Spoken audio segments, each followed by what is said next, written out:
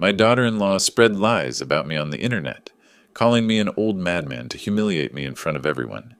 But suddenly a hacker wrote, I know her secrets. Want proof? I made everything public, and now she's begging me to stop. Tears in her eyes, and a day later, she deleted her account. But she had no idea that wasn't the end of it. Before we continue, please subscribe to the channel and write in the comments what time it is where you are now. My coffee cup slipped through my fingers, ceramic meeting hardwood with a sharp crack that echoed through my quiet home office. The liquid spread across the floor in dark rivulets, but I couldn't move, couldn't breathe, couldn't tear my eyes away from the glowing screen where my daughter-in-law's words burned into my retinas like acid. Sometimes family requires tough love. Gordon's old age senility is getting worse, and his constant neighbor complaints are embarrassing our whole family. Truth hurts, but someone needs to say it. 347 likes, 62 comments of sympathy for poor Inez, dealing with such a difficult father-in-law. My hands trembled as I scrolled through responses from neighbors, acquaintances, people who knew me, people who now thought I was some senile old man causing trouble. I reread the post. Then again, the words didn't change. Inez Shaw, my son's wife, mother of my grandchildren, had just humiliated me in front of the entire neighborhood, online, for everyone to see and judge. What does this mean? The question escaped my lips into the empty room. Morning sunlight streamed through the window beside my desk, illuminating family photos that now felt like mockeries. 3 grandchildren smiling at Christmas. Jasper and Inez at their wedding 5 years ago. My late wife Sarah's gentle face watching from the bookshelf. Senile. The word tasted bitter. At 65, I'd built half the developments in Sunnyvale Springs. My engineering mind remained sharp as ever. Yet here was Inez, 30 years younger, painting me as some confused old fool to justify... What exactly?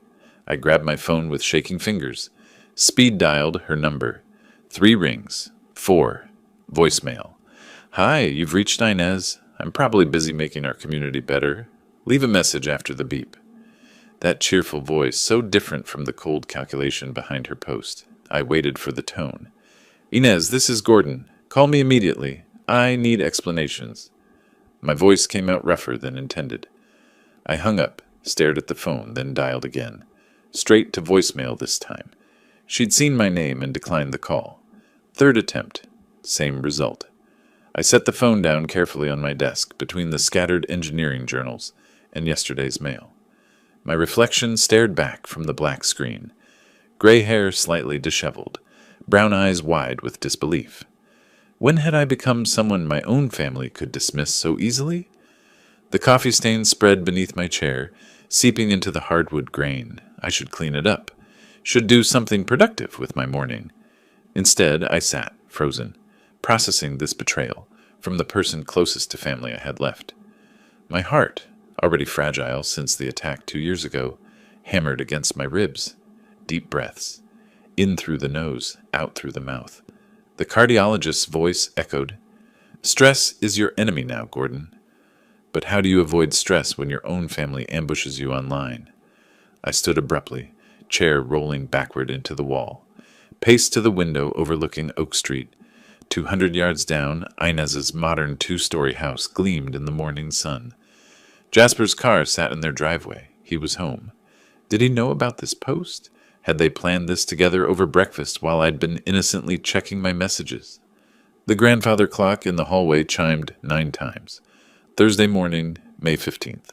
An ordinary day that had suddenly become extraordinary, in the worst possible way. I walked back to the computer, read the post one final time. The comments had grown. Mrs. Peterson from down the street. Hang in there, honey. Elderly parents can be so difficult. Mr. Rodriguez. You're handling this with such grace, Inez. Grace. They called public humiliation grace. My reflection caught in the window glass a man I barely recognized. Not senile, not confused, but definitely angry. The kind of slow-burning anger that had driven me through 40 years of construction deadlines and difficult clients. The kind that got things built, got problems solved, got revenge served properly. I closed the laptop with deliberate care. Whatever game Inez wanted to play, she'd just taught me the rules. The walk from my office to the living room felt longer than usual, each step weighted with growing understanding. I sank into my leather recliner, Sarah's last gift before the cancer took her, and pressed my palms against my temples. The Facebook post wasn't random cruelty. It was calculated retaliation. Yesterday, the parking rule argument. The memory crystallized with painful clarity. I'd been washing my car in the driveway when Inez appeared with her clipboard and official HOA badge, looking every inch the self-appointed neighborhood authority she'd become. "Gordon, these rules are for everyone. 2 cars maximum per driveway." Her voice had carried that particular tone she used when explaining things to people she considered beneath her understanding. I'd straightened, garden hose still in hand. "This is ridiculous, Inez. I have 3 grandchildren who visit on weekends. Where exactly do you expect Jasper to park when they bring both kids' car seats?" "Rules are rules." She'd clicked her pen with practiced authority. "The community voted. Excess vehicles create visual clutter and reduce property values." "Visual clutter? These are family visits, not a used car lot." Her smile had turned brittle. "Perhaps you should consider that some behaviors affect the entire neighborhood's reputation. We're trying to maintain standards here." The implied criticism had stung then. Now, reading between the lines of her post, I understood the deeper message. She'd wanted me to back down publicly, accept her authority without question. When I'd refused, she'd escalated to humiliation warfare. I rose from the chair, walked to the front window. Inez's house dominated the view. All sharp angles and expensive landscaping, a monument to her social ambitions. The HOA president plaque beside her front door caught the morning light like a badge of honor. She'd underestimated me badly. "So this is revenge," I said aloud to the empty room. "Fine, Inez, let's play this game." But could I really fight my son's wife? Jasper had chosen his side yesterday when I'd challenged the parking rule. He'd emerged from their house as the argument escalated, positioning himself slightly behind Inez like a supporting actor in her drama. "Dad, maybe we can find a compromise," he'd offered weakly. "The compromise is following established community guidelines," Inez had interjected before I could respond. "Everyone else manages just fine." Jasper had nodded agreement, my own son nodding along to his wife's dismissal of his father's concerns. The betrayal had cut deeper than Inez's condescension, though I'd hidden it behind engineering pragmatism. Now, staring at their house through my window, I felt the pieces clicking together, like blueprint specifications. Inez ruled through social pressure and manufactured authority. She'd turned my neighborhood resistance into ammunition for broader character assassination. Every future disagreement would reference this post. "Remember how difficult Gordon can be?" Brilliant in its cruel efficiency. My phone buzzed against the coffee table. Text message from an unknown number. Saw Inez's post. "Hang in there, Gordon. Some of us know better." Martin Keller. Martin from 3 houses down. IT specialist. Quiet guy who'd always seemed annoyed by HOA overreach. Interesting that he'd reached out directly rather than commenting publicly. Smart man. I pocketed the phone and grabbed my keys from the kitchen counter. Enough analysis. Time for direct action. The walk to Inez's house would take 3 minutes at my usual pace. Long enough to plan my approach, short enough to arrive while my anger remained controlled and purposeful. I'd spent decades managing construction sites, dealing with difficult clients and unreasonable demands. This was just another problem requiring the right tools and proper strategy. I locked my front door with deliberate care. The morning air tasted crisp, carrying hints of jasmine from Mrs. Chen's garden and exhaust from the school bus route.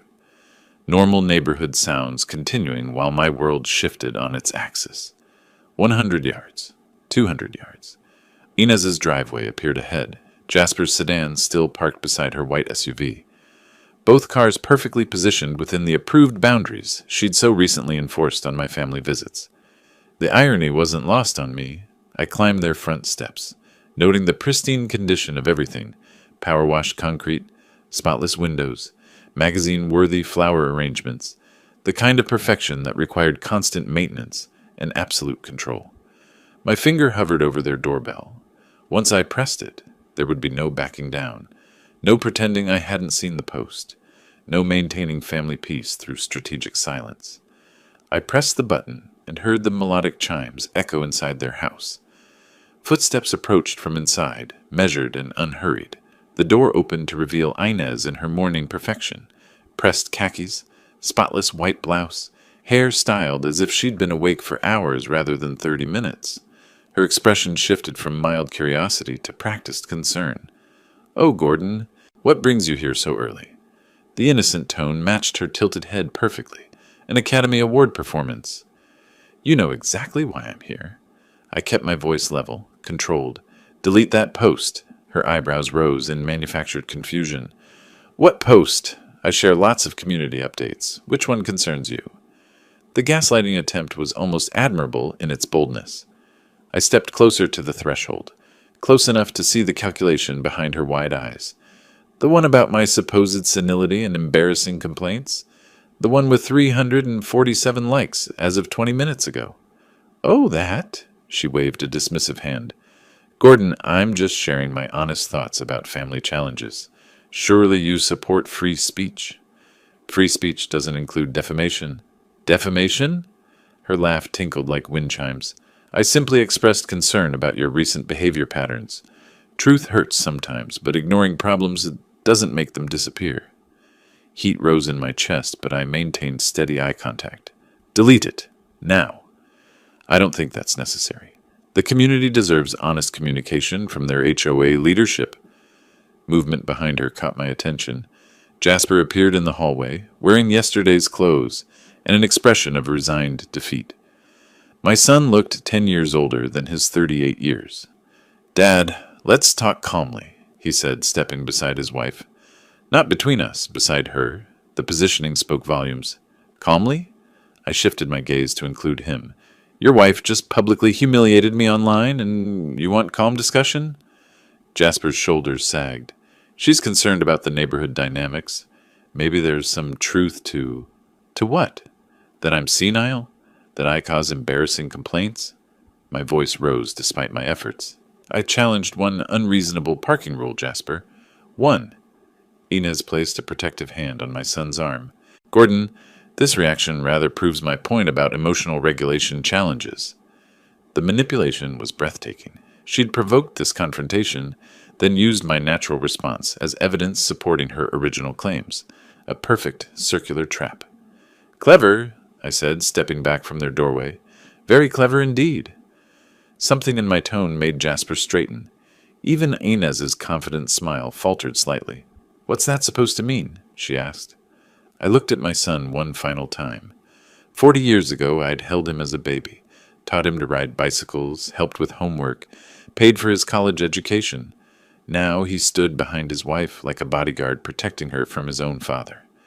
"It means you've taught me something valuable today, Inez." I backed down their front steps slowly, deliberately. "You've shown me exactly who you are, both of you." "Dad, don't be dramatic," Jasper called after me. I paused at the edge of their driveway, turned back to face them framed in their perfect doorway. "Truth hurts," you said. "We'll see who hurts in the end." The walk home felt different than the journey over. My steps carried purpose now instead of anger, strategy instead of emotion. Inez had declared war using weapons she thought I couldn't match. Social media, community opinion, family loyalty. She was about to learn how much she'd underestimated a 65-year-old engineer with 40 years of problem-solving experience and absolutely nothing left to lose. The morning sun climbed higher as I approached my house, casting long shadows across the suburban landscape. Behind me, I heard their front door close with a decisive click. Soon, Inez would be checking her phone, counting new likes and supportive comments, basking in the glow of community sympathy. Let her enjoy it while it lasted. I climbed my front steps and unlocked the door, already formulating the first phase of my response. The coffee stain in my office would need cleaning, but that could wait. More pressing tasks required my immediate attention. Time to show Inez Shaw what happened when you picked a fight with someone who'd spent decades turning impossible blueprints into finished buildings. Time to construct her downfall with the same methodical precision I'd once used to erect skyscrapers. The afternoon sun cast long shadows across Oak Street as I retraced my steps home, each footfall deliberate, despite the weight pressing against my chest. 200 yards had never felt so vast. Behind me, Inez's house gleamed with its manufactured perfection, while ahead my modest, single-story home waited like a refuge. I unlocked the front door with steady hands, though my mind churned with fragments of the confrontation. Jasper's weak voice echoing support for his wife. Inez's calculated innocence, the way she'd turned my natural reaction into evidence supporting her claims. My library called to me, the one room Sarah had insisted remain untouched after her passing. Floor-to-ceiling bookshelves lined 3 walls, filled with engineering texts, classic literature, and photo albums chronicling 40 years of marriage. I selected Steinbeck's East of Eden from its familiar spot, the worn leather binding soft beneath my fingers. The leather reading chair embraced me like an old friend. I opened the book to a random page, seeking escape in Steinbeck's measured prose about family betrayal and redemption. The irony wasn't lost on me. 35 years I built this family, I whispered to the empty room. After Mary's death, I thought, at least the children... But the words on the page blurred together. My mind refused to process Steinbeck's wisdom when my own family drama demanded attention. I closed the book, resting it on my lap. Through the library window, Inez's house remained visible in the distance. She was probably inside right now, crafting her next social media performance, building sympathy while painting me as an unstable old man whose own son couldn't manage him. She thinks I'm a helpless old man? The question hung in the air. She's mistaken. I stood, pacing between the bookshelves where Sarah's photograph watched from the mantel. She'd been gone 3 years, but her voice echoed clearly. Gordon, you've never backed down from a real fight. Don't start now. My wife would have seen through Inez's manipulation immediately, would have called it out at the first family dinner, probably with that sharp wit that could cut through pretense like a blade. But Sarah wasn't here to protect our son from his poor choices. Jasper, my own son. Where is your conscience? The question tasted bitter. 40 years of teaching him right from wrong, of modeling integrity through every construction project and community involvement. Yet when faced with choosing between his wife's lies and his father's truth, he'd positioned himself as her ally. That betrayal cut deeper than Inez's public humiliation. I returned to the window, studying the distance between our homes, close enough for family dinners, far enough for Inez to craft her narratives without immediate consequence, until today. If they want to play games... The doorbell's melodic chime interrupted my planning. 3 measured notes that seemed oddly urgent for late afternoon. I glanced at the clock. Nearly 5. Who would visit at this hour? I walked from the library to the front door, my steps cautious. Through the peephole, Martin Keller stood on my doorstep, hands clasped behind his back like a man with serious business. Interesting timing. Martin! I opened the door wider. Unexpected, but welcome. Saw your daughter-in-law's post earlier? His voice carried genuine sympathy mixed with something else. Purpose. Sorry, but that's completely unfair to you. At least someone sees the truth. I stepped aside, gesturing him into the living room. Coffee? Though I warn you, it's been a difficult day. No thanks. Martin settled into the wing-back chair across from my sofa, his movements precise. Gordon, I came because I have something more serious to discuss. About Inez. She's been stealing money from the HOA. The words hit like a physical blow. I sank onto the sofa, studying Martin's earnest face. What do you mean, exactly? Evidence. He produced a manila folder from inside his jacket, holding it like precious cargo. $12,500 last year alone. Want to take a closer look? My engineer's mind immediately began calculating implications. Theft from a homeowners association meant fraud, embezzlement, potential criminal charges. It also meant leverage. Are you absolutely certain about this? Martin's smile held no humor. I requested financial reports under the Davis-Sterling Act, standard homeowner rights. But I also have other methods of verification. The way he said other methods suggested capabilities beyond simple document requests. IT specialists often possess skills that blurred legal boundaries. What kind of evidence are we discussing? Receipts? Bank transfers? Email correspondence? Martin's fingers drummed against the folder. Travel expenses that were actually personal vacations. Shopping sprees charged to community improvement. Fake maintenance bills for work that never happened. Each revelation built momentum like a gathering storm. How much detail do you have? Everything needed to prove intent and pattern. The question becomes, what are you planning to do with this information? I leaned forward, my analytical mind racing through possibilities. Public exposure would destroy Inez's carefully constructed image. Legal action could result in criminal charges. Either path would demonstrate that underestimating Gordon Shaw carried consequences. I need to see everything first, make informed decisions. Martin nodded approvingly. Smart approach. Can you come by my place around 8 tonight? I'll show you the complete picture. Your house? 130 Oak Street. 3 houses down from yours, toward the main road. He stood, tucking the folder back inside his jacket. Fair warning. What I'll show you goes beyond simple document requests. Some information required. Creative approaches to obtain. The implication hung between us like smoke. Martin had crossed ethical lines to gather evidence against Inez. Professional boundaries blurred when community justice demanded action. Why are you doing this, Martin? Same reason you challenged that parking rule. His expression hardened. Someone needs to stand up to her bullying. The difference is I have tools she doesn't know about. After Martin left, I remained in the living room as evening shadows lengthened. The folder's brief appearance had changed everything. This morning I'd been a humiliated grandfather, publicly embarrassed by family betrayal. Tonight I might possess weapons capable of destroying my daughter-in-law's reign. The irony was delicious. Inez had triggered this confrontation with her Facebook post, seeking to humiliate me into submission.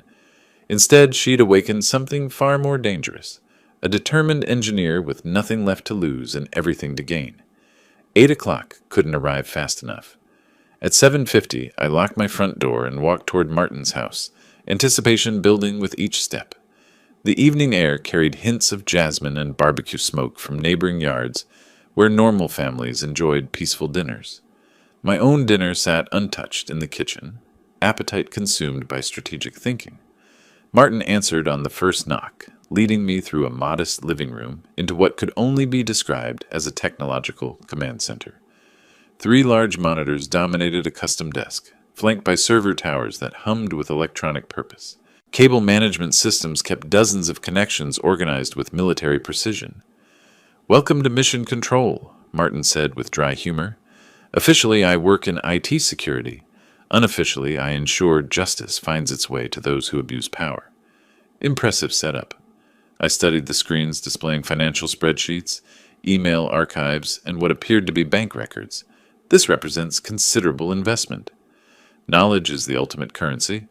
Martin gestured toward a second chair, especially when dealing with people who think they're untouchable. He clicked through documents with practiced efficiency, narrating each revelation. Travel expenses, $4,200. Here's Inez's Instagram from Cabo last month. Same dates as this HOA conference expense report. The evidence was damning. Photos of Inez sipping cocktails on pristine beaches, tagged locations matching fabricated business trips, shopping receipts totaling $3,800 charged to community supplies, maintenance invoices for repairs that neighborhood contractors confirmed never happened. Personal dining expenses, $1,000. Martin pulled up restaurant receipts. Notice the dates. All weekend dinners with Jasper. Romantic evenings funded by neighbor contributions. 15 different violations. 10 supporting receipts. 5 email confirmations. I counted methodically.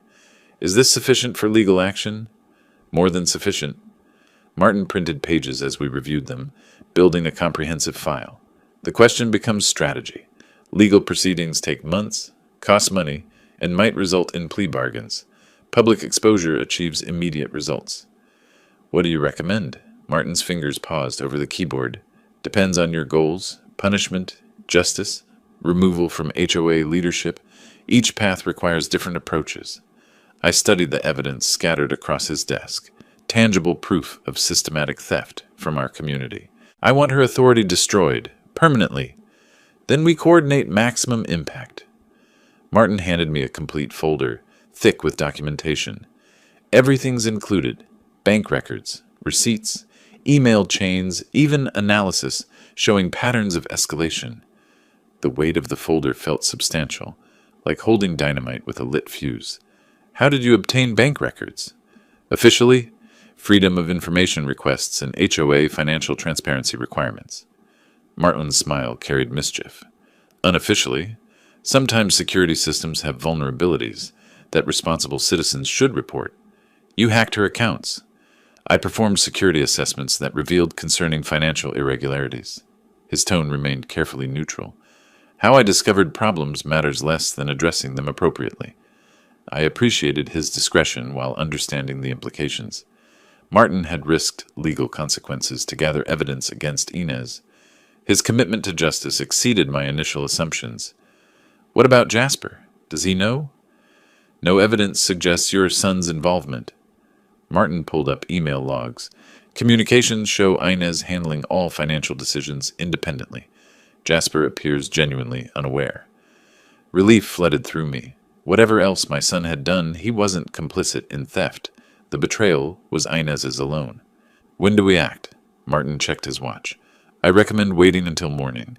Plan your approach carefully. Once this information becomes public, there's no controlling the aftermath. I stood, folders secured under my arm like a battle plan. Outside Martin's house, the neighborhood seemed different somehow, quieter, more charged with possibility. I walked home through gathering darkness, my mind racing with strategic options. Inez thought she'd humiliated me into submission with her Facebook post. Instead, she'd provided motivation for something far more devastating.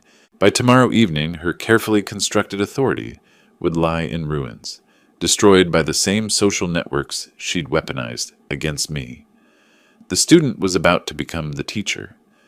Morning light streamed through my office window as I spread Martin's evidence across my desk like a general planning battle strategy. Receipts, bank statements, email printouts, each document a weapon in my arsenal. I'd spent the night reviewing every detail, cross-referencing dates, building an irrefutable case. My smartphone camera captured each piece of evidence with methodical precision. Travel receipts showing Inez's Cabo vacation charged as HOA conference expenses. Shopping sprees at luxury boutiques listed as community supplies. Restaurant bills for romantic dinners with Jasper funded by neighborhood contributions.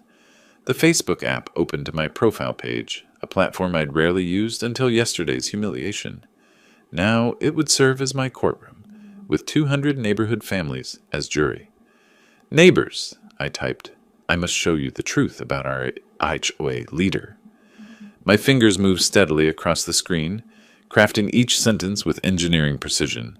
No emotional outbursts, no personal attacks, just facts, figures, and photographic proof. Here's evidence of $12,500 stolen from our community funds over the past year. Travel receipts showing personal vacations charged as business expenses. Shopping sprees for luxury items listed as community supplies. Fake maintenance bills for repairs that never happened. I attached the photographs methodically. Bank statements showing suspicious transfers. Receipts with damning details. Email chains revealing Inez's casual attitude toward community money. Each image told part of a larger story of systematic theft. Every dollar came from your HOA dues, money meant for neighborhood improvements, emergency repairs, and community services. Instead, it funded personal vacations, designer handbags, and romantic dinners. The post grew longer as I added context, timeline, and specific examples. This wasn't Facebook drama. This was evidence presentation that would stand up in court if necessary. I reviewed the text one final time, ensuring accuracy and professional tone. Then I clicked Publish. The post appeared instantly on my timeline. I refreshed the page, watching the first reactions appear within seconds. Mrs. Patterson from Elm Street.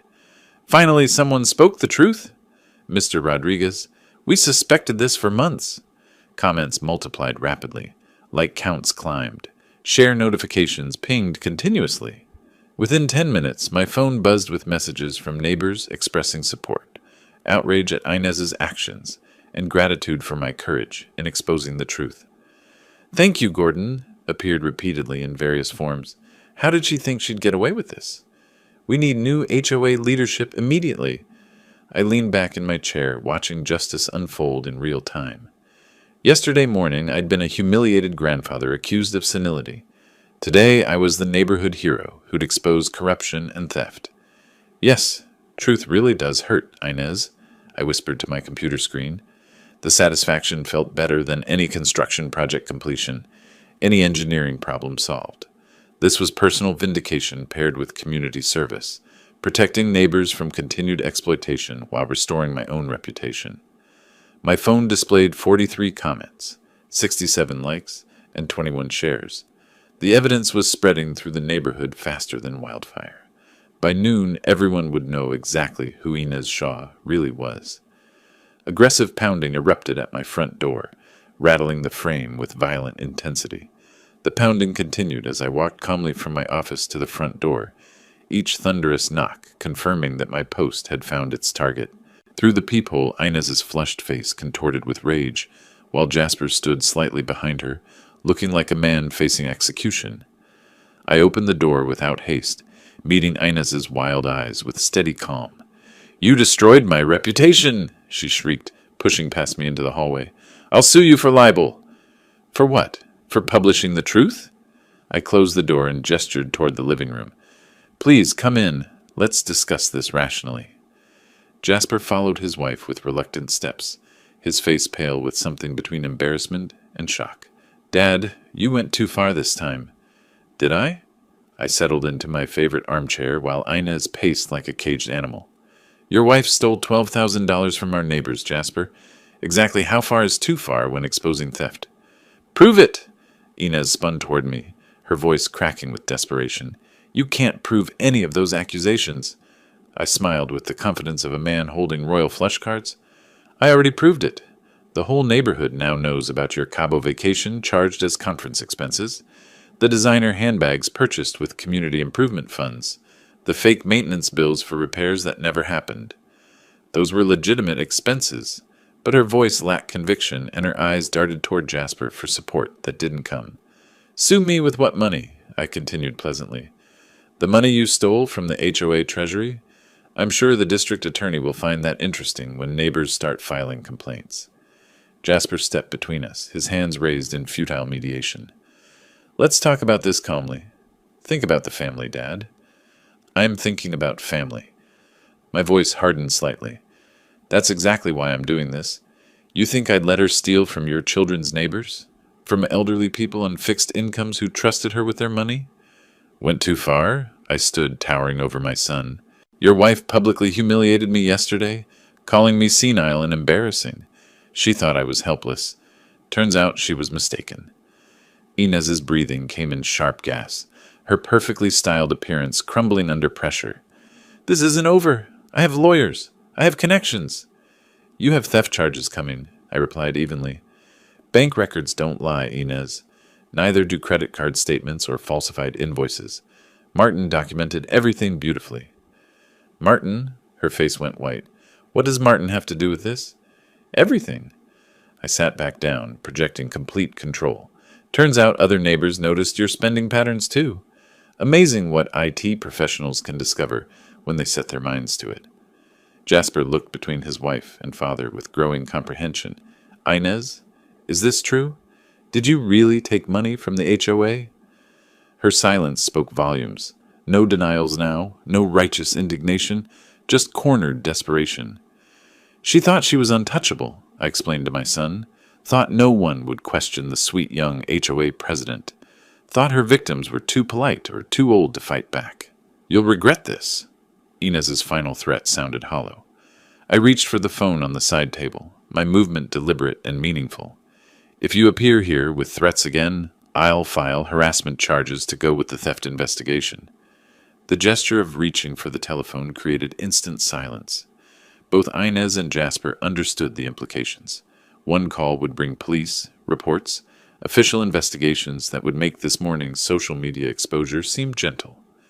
"You can't be serious," Inez whispered, but her bravado had evaporated completely. "I've never been more serious about anything in my life." I held the receiver without dialing, letting the threat hang in the air. Yesterday you thought you could humiliate an old man into submission. Today you discover what happens when that old man fights back with facts instead of fiction. Jasper's shoulders sagged with the weight of revelation. Dad, there has to be another way. Think about the grandchildren. I raised you better than this, Jasper. My disappointment cut through the room like winter wind. I taught you right from wrong, honesty from deception. Your wife is a thief who stole from our community, and you're asking me to cover it up for family harmony? But the scandal? The scandal is your wife's creation, not mine. I set the phone back in its cradle, the action somehow more threatening than holding it. I simply provided evidence of crimes already committed. Inez backed toward the hallway, her retreat instinctive and defeated. This isn't over, Gordon. I have rights. I have options. You have the right to remain silent, I replied with grim humor. You have the option to resign from HOA leadership before the board votes you out. You have the choice to make restitution before criminal charges are filed. Criminal charges? Jasper's voice cracked. Embezzlement is a felony, son. Your wife didn't steal $20 from a petty cash box. She systematically looted community funds for personal luxury. Bank records prove premeditation and pattern. The legal reality hit them both simultaneously. Inez's face drained of remaining color, while Jasper stared at his wife with dawning horror. When you're ready to choose right from wrong, I continued, you know where to find me. Until then, I suggest you focus on damage control and legal representation. They moved toward the front door like sleepwalkers, their confident arrival transformed into shameful retreat. Inez's designer heels clicked against my hardwood floor, shoes probably purchased with stolen HOA funds. At the threshold, Jasper turned back one final time. Dad, I never knew. Now you do. I stepped closer, my voice dropping to fatherly concern mixed with steel. The question becomes what you're going to do with that knowledge. The door closed behind them with satisfying finality.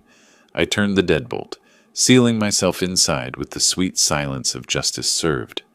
Through the front window, I watched them walk toward their car. Inez stumbling slightly, Jasper's protective hand on her elbow.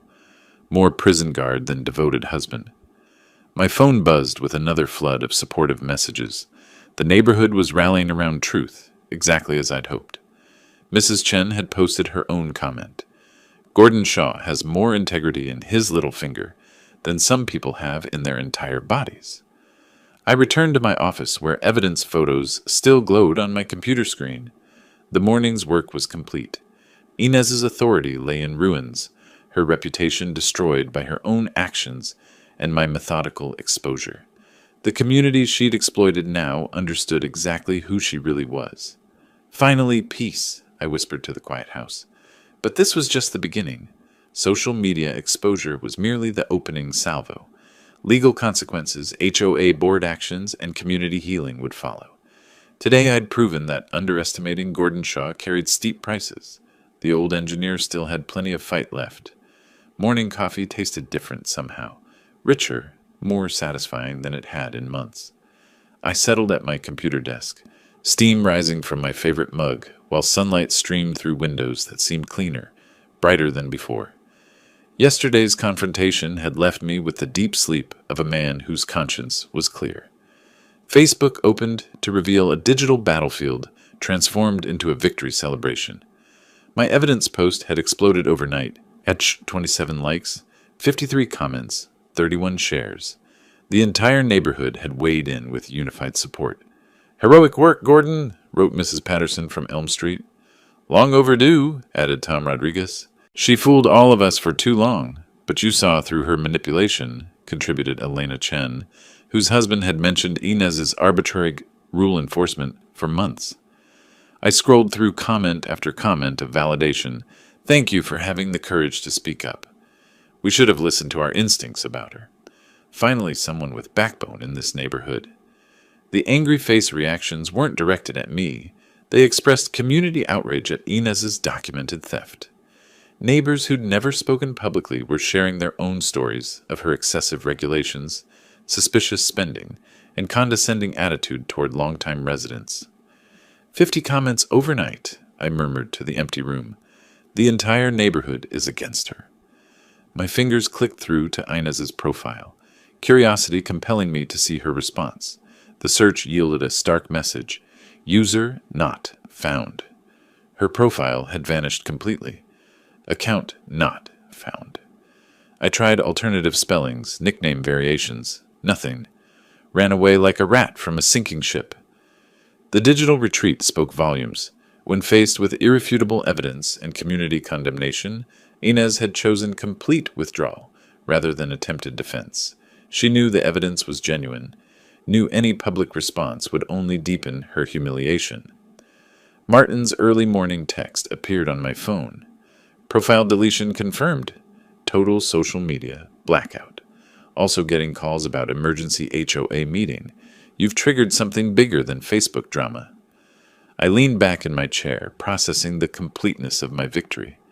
Not only had I exposed Inez's crimes and restored my reputation, I'd catalyzed genuine community action. Neighbors were demanding accountability, transparency, fundamental changes to prevent future exploitation. Through my window, I could see other houses along Oak Street. Normal families starting normal days, but with newfound awareness of corruption that had infected their community for months. My engineering precision had exposed the structural flaws in their HOA leadership. Sometimes the truth is the most powerful weapon, I said aloud, thinking of Sarah's voice encouraging me through difficult construction projects. Mary would have been proud of me for standing up to bullies. My phone buzzed with another supportive message, this time from a neighbor I'd barely spoken to in years. The evidence post was creating connections, rebuilding community trust that Inez's manipulations had systematically damaged. I stood from my chair, stretching muscles that felt more relaxed than they had since this ordeal began. The morning held promise, not just personal vindication, but genuine community healing. Martin deserved proper thanks for making this justice possible. The walk to Martin's house carried different energy than previous trips down Oak Street. Neighbors working in their yards looked up with respectful nods instead of polite but distant acknowledgments. Mrs. Henderson actually waved from her flower garden, calling out, "Beautiful morning, Gordon!" At 130 Oak Street, I carried a six-pack of quality craft beer, inadequate payment for Martin's crucial assistance, but gesture of genuine appreciation. The doorbell chimed 3 notes before Martin appeared, his expression immediately brightening. "Perfect timing," he said, accepting the beer with a grateful smile. "Just finished reading 20 new messages from neighbors. Let's talk in the backyard. More privacy for celebrating our success." His backyard offered comfortable sanctuary under mature oak trees that provided natural screening from neighboring houses. We settled into sturdy wooden chairs around a circular table that spoke of many similar conversations about community issues. "Martin, without you, I never could have done this." I opened my beer, watching condensation form on the cold bottle. "The evidence you provided was perfect, unshakable." "Justice always prevails when good people help each other," he replied, raising his bottle in informal toast. "You had the courage to use the information properly. That took real character." "I owe you a significant debt." Martin's laugh carried genuine warmth. "The debt is paid by seeing Inez's manipulation exposed. Look at this." He produced his phone, scrolling through messages. "People are calling you a neighborhood hero. Mrs. Henderson wants to nominate you for HOA president." The phone screen displayed enthusiasm from neighbors I'd known for years, but rarely connected with meaningfully. "Finally, someone we can trust," read one message. "Gordon Shaw represents everything our community should value," stated another. "What about criminal charges?" I asked, engineer's mind focusing on practical consequences. "That's police business now. We did our part." Martin's expression grew serious. "The district attorney will have to decide about prosecution. $12,000 constitutes felony embezzlement under California law, but plea bargains happen. Civil suits are more certain. Individual neighbors can recover damages directly." And HOA leadership? Emergency meetings scheduled for this weekend. Neighbors are already requesting leadership change. Martin checked his phone again. Unanimous removal vote seems likely. The financial audit will reveal additional irregularities. Guarantees she never holds community position again. The implications settled over our conversation like morning mist. Inez faced not only social ostracism, but potential criminal prosecution, civil lawsuits, and permanent exclusion from neighborhood leadership. Justice was progressing through proper legal channels I'd initiated, with strategic evidence presentation. Sometimes good people need to help each other, Martin repeated, echoing his earlier sentiment. You provided the courage, I provided the technical skills. Together we protected our community from continued exploitation. His phone buzzed with an incoming call. HOA Board Secretary, he announced, checking the caller ID. They're moving fast on this. 2 months of California summer had transformed my garden into Sarah's vision, roses blooming in careful arrangements she'd planned years before her death. I sat among the flowers on July 17th, official documents spread across the wrought iron table like evidence of justice completed. The first letter arrived that morning with HOA letterhead and formal language. Inez Shaw has been permanently removed from all board positions due to financial irregularities and violation of fiduciary duties. A complete audit revealed $15,140 in misappropriated funds over 18 months. Legal correspondence followed, 20 individual civil lawsuits filed by neighbors seeking restitution plus damages. The criminal investigation had yielded plea bargain, guilty to misdemeanor embezzlement, 1 year probation, full restitution ordered. Inez avoided jail time but faced permanent criminal record and social exile. Walking past 145 Oak Street earlier that week, I'd noticed the for sale sign planted in their manicured lawn like a white flag of surrender. Jasper and Inez were leaving Sunnyvale Springs permanently, unable to face daily reminders of their humiliation. The house that once symbolized their social dominance now represented complete defeat. "Gordon!" Mrs. Patterson called from her driveway. "Thank you again for saving our neighborhood. The new board is working wonderfully. Complete transparency, reasonable rules, actual community improvement." Similar encounters had become routine. Neighbors expressing gratitude, sharing previously hidden frustrations with Inez's arbitrary regulations, celebrating restored community harmony. The emergency HOA meeting had resulted in unanimous leadership change, new bylaws requiring financial oversight, an election of board members committed to actual service rather than power accumulation. Martin had been elected treasurer, his technical skills and proven integrity making him obvious choice for financial oversight. I declined nomination for president, preferring advisory role that utilized my engineering experience without consuming retirement peace. In my garden, surrounded by Sarah's roses and afternoon sunlight, I reflected on justice's complex mathematics. Inez faced appropriate consequences for systematic theft and community manipulation. The neighborhood had learned valuable lessons about accountability and transparency.